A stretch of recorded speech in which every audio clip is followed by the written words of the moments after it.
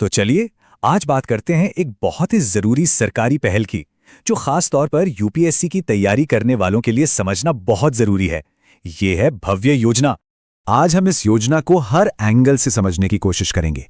मतलब इसकी शुरुआत से लेकर इसका लक्ष्य क्या है, इसका सबसे खास प्लग एंड प्ले मॉडल क्या है, और हाँ, परीक्षा के लिए कौन कौन से फैक्ट सबसे जरूरी हैं, और आखिर में इसके सामने क्या चुनौतियां हैं, सब कुछ कवर करेंगे।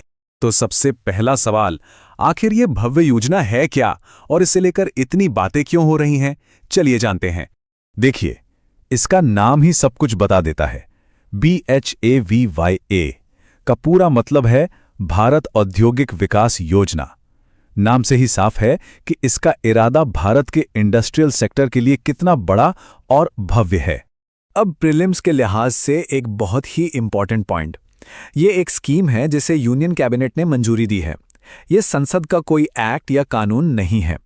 इसका मतलब ये हुआ कि इसमें ज्यादा फ्लेक्सिबिलिटी है, जरूरत पड़ने पर बदलाव करना आसान होता है। तो सवाल उठता है कि इतने बड़े पैमाने पर इस स्कीम को लाने के पीछे आखिर सरकार का मकसद क्या है, क्या हासिल करना चाहती है सरकार? देखिए, इसके कई बड़े लक्ष्य हैं। सबसे पहला तो ये कि भारत को दुनिया का एक बड़ा मैन्युफैक्चरिंग हब बनाना है।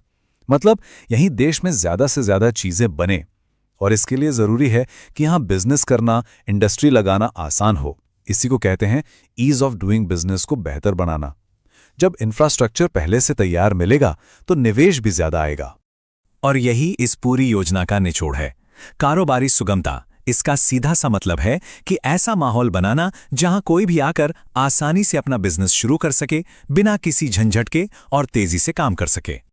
चलिए अब बात करते हैं इस स्कीम की सबसे खास और कह सकते हैं सबसे इनोवेटिव चीज की, और वो है इसका प्लग एंड प्ले मॉडल।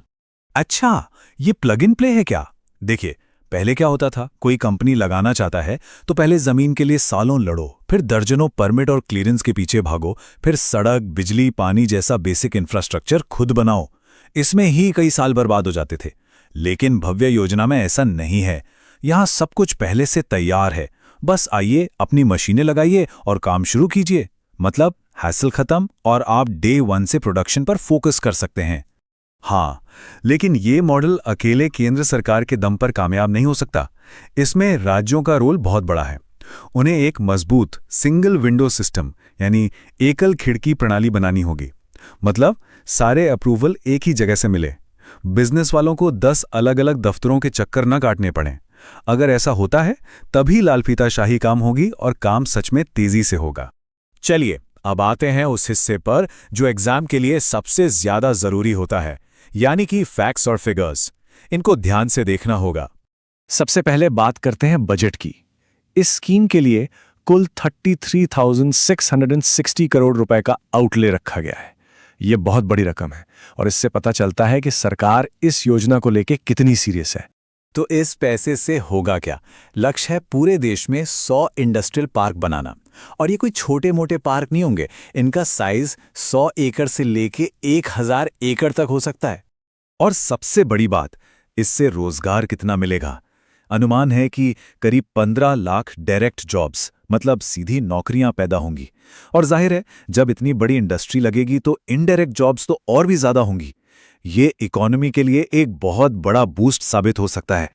और ये सब कब तक होगा? इसके लिए एक टाइमलाइन भी तय की गई है। इस पूरे प्रोजेक्ट को लागू करने के लिए 6 साल का वक्त रखा गया है। तो एक नज़र में सारी जरूरी जानकारी यहां देख सकते हैं। कौन सा मंत्रालय है? Ministry of commerce and industry. लागू करने वाली एजेंसी कौन है? NICDC। बजट कितना है? 33,660 करोड़। समय सीमा 6 साल। और लक्ष्य क्या है? 100 इंडस्ट्रियल पार्क और 15 लाख डायरेक्ट जॉब्स। ये टेबल रिवीजन के लिए बहुत काम की है। अच्छा, योजना तो बहुत अच्छी लग रही है, लेकिन जैसा कि मेंस के आंसर में एक बैलेंस्ड व्यू देना जरूरी होता है, हमें इसकी चुनौतियों पर भी बात करनी होगी। आखिर इस राह में मुश्किलें क्या क्या आ सकती हैं? देखिए, ऐसा नहीं है कि इस तरह की कोशिश पहली बार हो रही है। इससे पहले स्पेशल इकोनॉमिक जोन्स यानी SEZs और इंडस्ट्रियल कॉरिडोर्स जैसी बड़ी बड़ी स्कीमें भी आई थीं, लेकिन उनका रिकॉर्ड मिला जुला ही रहा है। बहुत ज्यादा कामयाबी नहीं मिली। भव्य योजना की कोशिश यही है कि उन पुरानी योजनाओं की गलतियों से सीखा जाए और उन्हें दोहराया न जाए। इसीलिए प्लग एंड प्ले पर इतना जोर है, ताकि काम में देरी वाली पुरानी समस्या से बचा जा सके। और असल में यही सबसे बड़ा चैलेंज है। भारत में प्लानिंग की कमी नहीं है, योजनाएं तो एक से बढ़कर एक बनती हैं। असली दिक्कत आती है इम्प्लीमेंटेशन में, मतलब उन्हें जमीन पर उतारने में। समय पर काम पूरा करना ही सबसे बड़ी चुनौती रही है। तो आखिर में सवाल यही है, कागज पर तो ये योजना बहुत शानदार दिखती है, लेकिन क्या ये जमीन पर भी उतनी ही भव्य नतीजे दे पाएगी जितना इसका नाम है? क्या ये उन पुरानी चुनौतियों से पार पा सकेगी जो हमेशा से बड़े प्रोजेक्ट्स के आड़े आती रही हैं? इसका जवाब तो खैर आने वाला वक्त ही